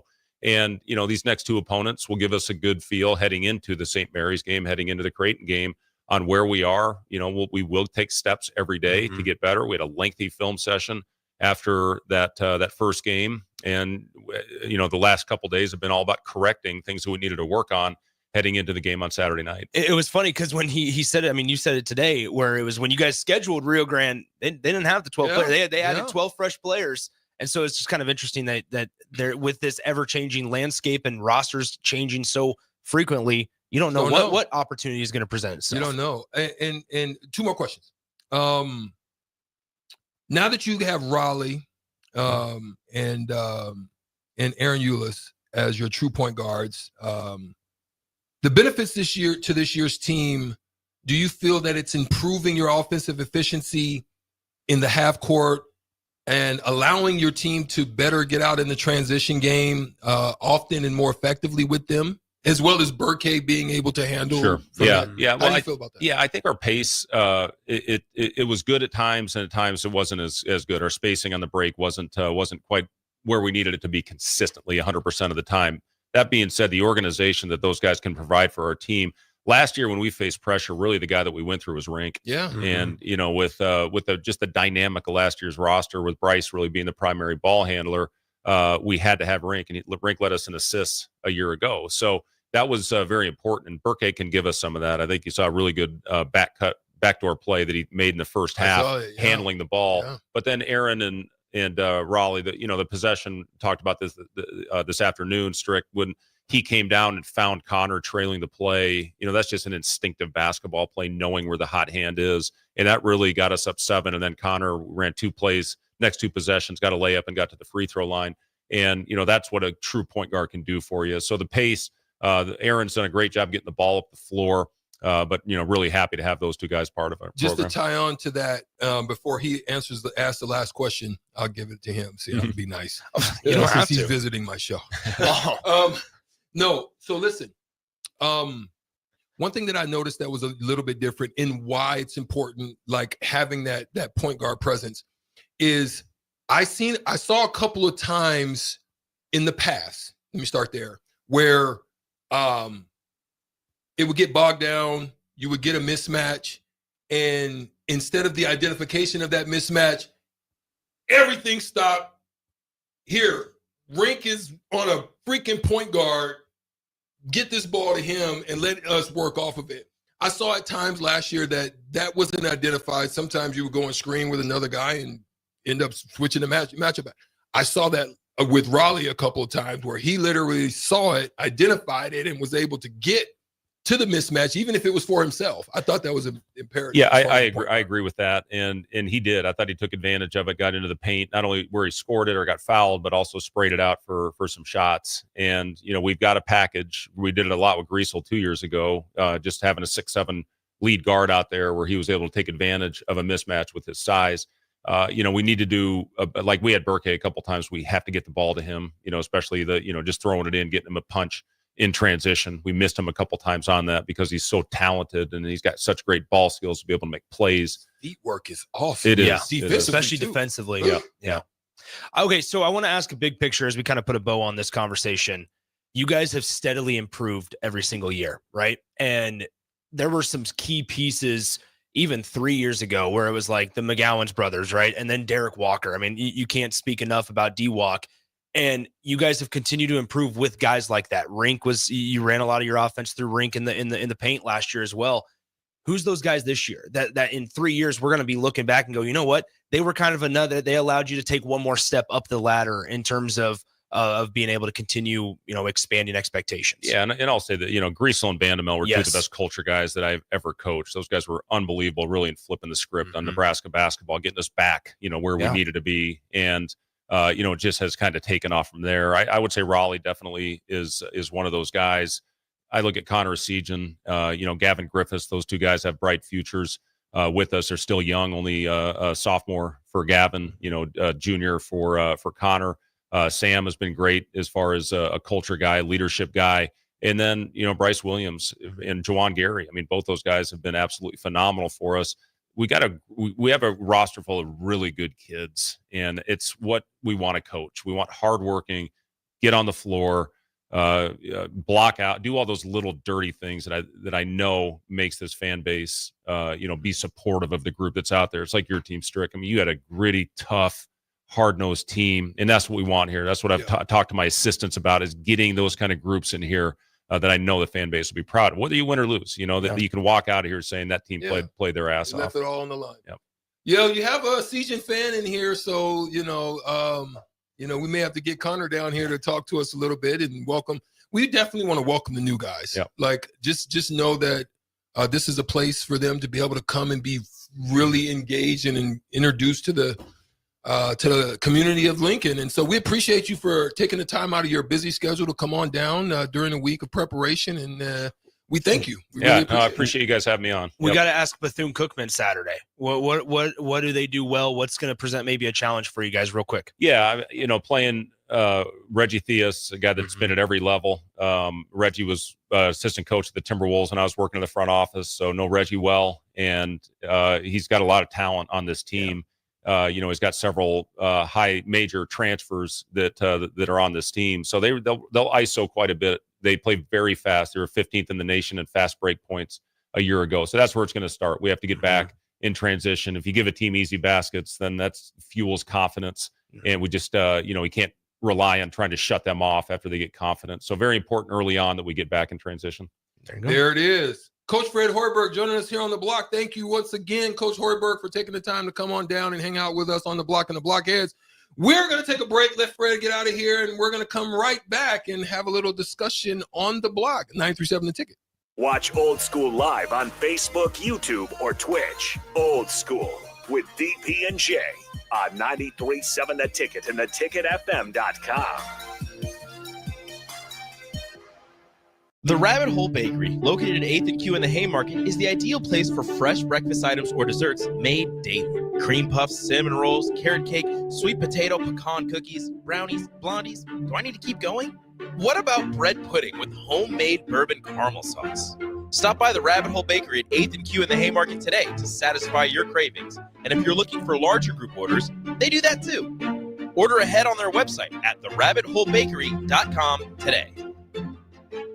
The bell rings and the school day starts. The future of our fiberhoods lies in their hands. That's why Allo Fiber invests in schools, students, and the next generation of leaders. If you sign up for Allo service between now and December 31st, Allo will donate $50 to the school of your choice. Joining the Allo Fiber family isn't just about crazy fast, reliable internet. It's about giving back to your local community and investing in what matters most. Switch to Allo today and we'll donate $50 to your chosen school. Visit allofiber.com/education to make a difference now.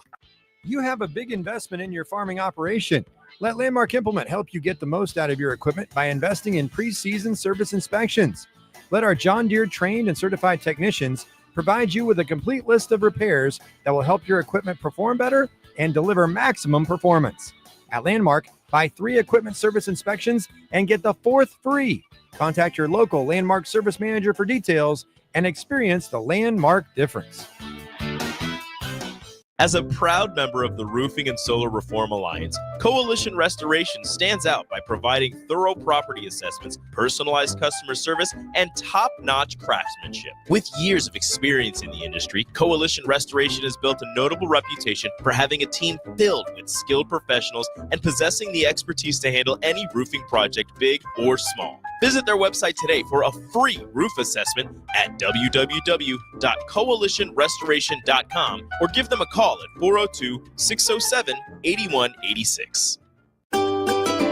Load up on meat and more this fall at the Mercado by Certified Piedmontese at 84th and Havelock. This week's special through November 12th is $2 off all crackers, $2 off on grind, $3 off on salami, and buy one, get one free on stew beef. Limit of 2. Locations at 84th and Havelock, 30th and Yankee Hill, and now 85th and Highway 2 in Lincoln, or 168th and Maple in Omaha. Get to the Mercado today for the best meat in town. If you're a homeowner or a business owner, you have a lot of projects, and no one has an unlimited budget or time. Sunbelt Rentals makes all jobs less stressful with no need to purchase large equipment or hire a crew. You can do it yourself with rentals in everything from aerators and power rakes for spring yard work to stump grinders, concrete mixers, tile saws, and more. Check out their inventory in Lincoln, north of Cornhusker Highway on 56th Street, or online at sunbeltrentals.com.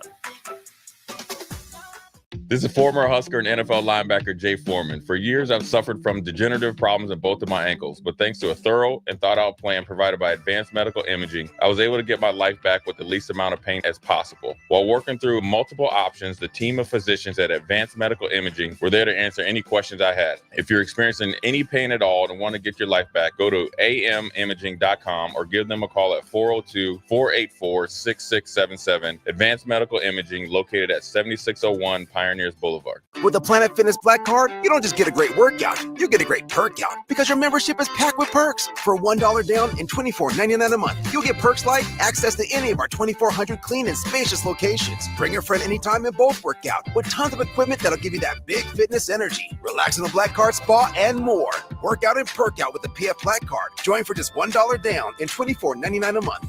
Hurry, this deal ends soon. See Home Club for details. Your home is your empire. Protect it with Empire Fence. Get a free instant quote with the online estimating tool at empire-fence.com. See an upfront estimate with no hidden fees. An Empire Fence can provide privacy and improve the appearance of your home. Keep kids and pets in or out of your yard. Increase security and add value to your property.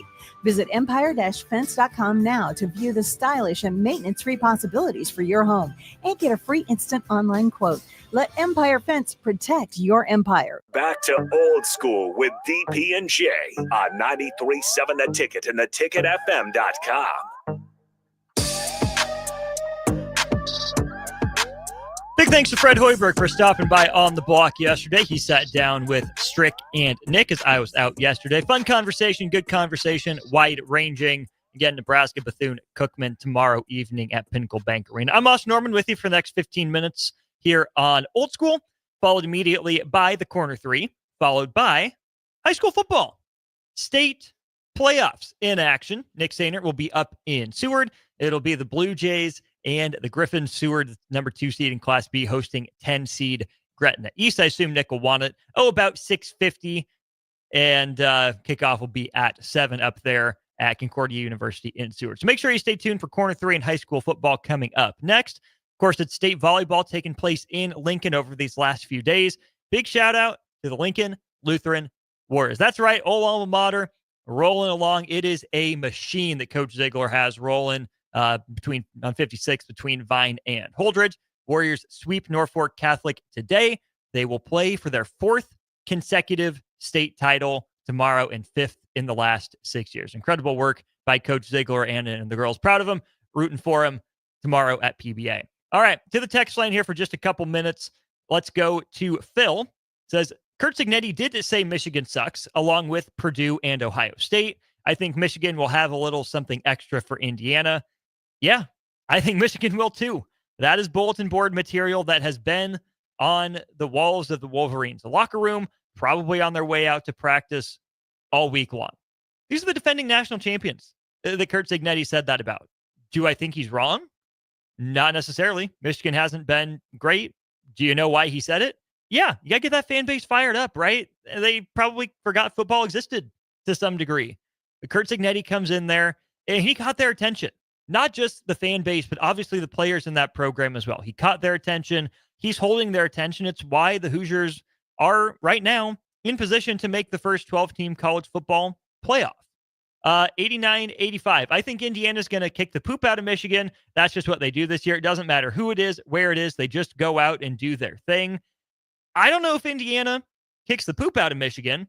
I wouldn't be surprised in the slightest if they won. Because of that last point that 89-85 makes, it doesn't matter who it is or where it is. They just go out and do their thing. Indiana finally trailed this year against Michigan State. They got down 10-0 and then rattled off 47 unanswered points and won that game 47-10. They've played against teams that play different styles, that play different tempos with different personnel groupings and philosophies. And Indiana's made it look pretty darn easy. Indiana has made football look pretty darn easy. I do think that there's enough of a running game that you can't just key on a deep wide receiver core. I think Curtis Rourke's experience is showing through. I think Kurt Cignetti's getting the most out of him. Is it the greatest defense? No, it's not, but it's more than adequate, right? It's opportunistic. It'll create some takeaways, especially in the big moments when they need it. So Indiana is a more well-rounded team than Michigan this year. And that Michigan defense, all the NFL talent, all the NFL expectations in that group has just been good. It's been fine. Not nearly the same standard. So you combine that with the offense really disappearing and drying up, especially in the pass game, Michigan's just kind of a boring football team right now. They're just a boring, they would have fit perfectly in the last 7 editions of the Big Ten West, is really where Michigan this year would fit just about perfectly. Now, Michigan recruits at a higher level than the old Big Ten West did and still does, to be fair. But that style of play, that mindset would have been right at home in the Big Ten West. And finally, Gino says, good afternoon, fellows. Who are you picking between the first place Lincoln Stars and the defending champion Fargo Force tonight and tomorrow night at the Icebox? Gino, come on, man. You already know. It's the Stars. It's got to be the Stars. It's got to be Coach Rocky. He's an all-star. Coach Rocky's great. Go Stars tonight and tomorrow at the Icebox. Husker wrestling just about to get underway and a full night of college basketball ahead of us before a full day of college football tomorrow. I'll be back in just a couple minutes here to tell you about the weekend coming up in college basketball. Get you all set up for the Corner 3. You're listening to Old School with DP and J. Download the mobile app and listen wherever you are on 93.7 The Ticket and theticketfm.com. Load up on meat and more this fall at the Mercado by Certified Piedmontese at 84th and Havelock. This week's special through November 12th is $2 off all crackers, $2 off on grind, $3 off on salami, and buy one, get one free on stew beef. Limit of 2. Locations at 84th and Havelock, 30th and Yankee Hill, and now 85th and Highway 2 in Lincoln, or 168th and Maple in Omaha. Get to the Mercado today for the best meat in town. At Fairway Meat Market, you're family, and as part of the family, they want to save you money on your meat and groceries. Now, through November 10th, enjoy USDA Choice T-Bone Steaks for $8.88 per pound. 10-pound tubes of 80% lean, 20% fat hamburger tubes, $3.99 per pound. Boneless turkey, all white and dark meat, $4.99 per pound. Webster City bone-in hams, $4.49 per pound. And fresh, wild-caught Canadian walleye fillets, $12.99 per pound. That's all at Fairway Meat Market and the Rockledge Square Shopping Center, just south of 84th and Van Dorn. The Rabbit Hole Bakery, located at 8th and Q in the Haymarket, is the ideal place for fresh breakfast items or desserts made daily. Cream puffs, cinnamon rolls, carrot cake, sweet potato, pecan cookies, brownies, blondies. Do I need to keep going? What about bread pudding with homemade bourbon caramel sauce? Stop by the Rabbit Hole Bakery at 8th and Q in the Haymarket today to satisfy your cravings. And if you're looking for larger group orders, they do that too. Order ahead on their website at therabbitholebakery.com today. Hi, Sean Callahan here for Koppel Chevrolet GMC, wanting to thank you all again for your continued service. November is off and running. Check this out. Get up to $12,000 off or 0% financing on select new vehicles. We have great lease specials with new Trax and Trailblazers starting at $299 per month and new Blazer EVs leasing for $399. Great payments, discounts, and of course, 0% financing. So make that short drive down 144th Street or check us out online at koppelcars.com. You'll be glad you did. All finance with approved credit, leases with $2,500 down. Automotive Solutions is Lincoln's one-stop shop for all your vehicle needs, from vinyl wraps to engine repair and maintenance. Automotive Solution offers fleet services as well as printing and graphic design for vinyl applications, plus installation of vinyl for boats, trucks, cars, and anything else you want wrapped. Perfection is their standard, and they never settle for less. Call today at 531-249-5600 or go to automotivesolutionslincoln.com to learn more. That's Automotive Solutions, 2040 Southwest 5th Street in Lincoln. With the Planet Fitness Black Card, you don't just get a great workout, you get a great perk out because your membership is packed with perks. For $1 down and $24.99 a month, you'll get perks like access to any of our 2,400 clean and spacious locations. Bring a friend anytime and both work out with tons of equipment that'll give you that big fitness energy. Relax in the Black Card spa and more. Work out and perk out with the PF Black Card. Join for just $1 down and $24.99 a month. Hurry, this deal ends soon.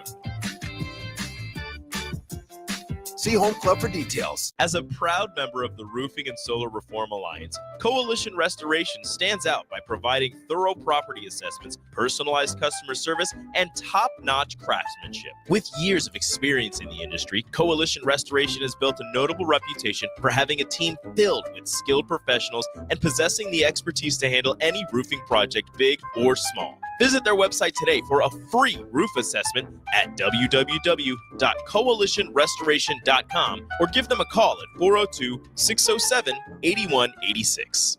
Hey guys, it's your girl Jordan from Starter Heyman Jewelers. Gentlemen, it's time to elevate your style with something from our men's jewelry and watch collection. Why not treat yourself to the ultimate in luxury? We've got an incredible selection of pre-owned Rolex watches, even those hard-to-find models you've been dreaming of. Whether you're stepping up your game day look or adding a touch of class to everyday wear, Our top-tier collection is sure to impress. Stop by Sartor Heyman and discover the perfect piece to reflect your unique style. Until next time, happy shopping, guys. You're counting on your team to win, so why not prove it? By placing your bets at Warhorse Sportsbook. Their win is your win. Put your money where your mouth is on nearly every sporting event. Use the Warhorse app to check odds and build your bets before placing your wagers in person at Warhorse Casino, including live in-game betting. No bets, no glory. Wagers may only be placed on Nebraska-based teams when played outside the state of Nebraska. Must be 21 or older to gamble. Gambling problem? Call 1-833-BET-OVER. This is former Husker and NFL linebacker Jay Foreman. For years, I've suffered from degenerative problems in both of my ankles, but thanks to a thorough and thought-out plan provided by Advanced Medical Imaging, I was able to get my life back with the least amount of pain as possible. While working through multiple options, the team of physicians at Advanced Medical Imaging were there to answer any questions I had. If you're experiencing any pain at all and want to get your life back, go to amimaging.com or give them a call at 402-484-6677. Advanced Medical Imaging, located at 7601 Pioneers Boulevard. It's the greatest time of the year again. Kickoff is here and football is officially back. Over 1 million fans across 33 states got in the game last year by making picks on Underdog, and this year you can too. Making picks on Underdog is straightforward and signing up is even easier. Just head over to Underdog's simple-to-use mobile app or UnderdogFantasy.com and sign up with promo code EARLY, and Underdog will give you a free pick to use on your first cash pick'em entry, plus up to $1,000 in bonus cash when you deposit. That's Underdog Fantasy, promo code EARLY to claim your new customer special of a free pick and your deposit offer. Must be 19 plus in Nebraska and present in a state where Underdog Fantasy operates. Terms apply. Concerned with your play? Call 1-800-GAMBLER or visit www.ncpgambling.org.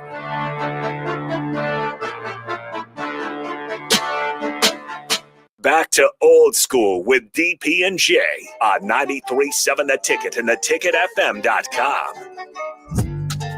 Just a couple minutes left here on Old School. I'm Austin Oerman. Find me on Twitter at Austin_Oerman. Make sure you follow The Ticket at 937 The Ticket on all of your favorite social media platforms.